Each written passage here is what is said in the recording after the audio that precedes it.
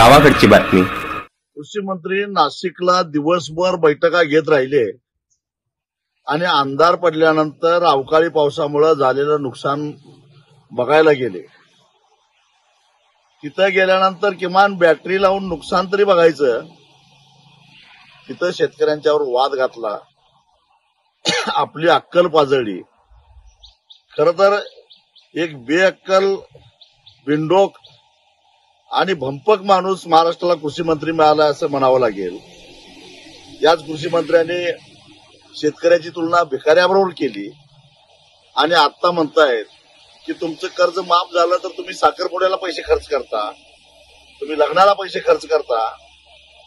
यांना एवढी अक्कल पाहिजे की शेतकऱ्याचं कर्ज सरकार भरणार आहे, ते बँकेत भरणार आहे, शेतकऱ्याच्या हातात येणार नाही। मुळामध्ये कृषी मंत्र्यांनी एकदा त्यांच्याच मंत्रालयाच्या अखत्यारीत असणाऱ्या कृषी विद्यापीठांची शेती तोट्यात का आहे याचा अभ्यास करावा, शेती महामंडळाची शेती तोट्यात का आहे याचा अभ्यास करावा आणि मग शेतकऱ्याचं अर्थशास्त्र समजून घ्यावं। हमी भावापेक्षा 1200 रुपये कमी किमतीमध्ये सोयाबीन विकायची वेळ आलेली आहे। यांच्याच कर्तृत्वामुळे त्यांची हिंमत नव्हती केंद्र सरकारला कांद्याचं निर्यात शुल्क कमी का करत नाही असं विचारायची। त्यामुळे शेतकऱ्याला केवढी मोल किमतीनं कांदा विकावा लागला।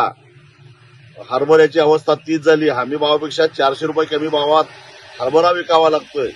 तुरीची अवस्था तीच आहे।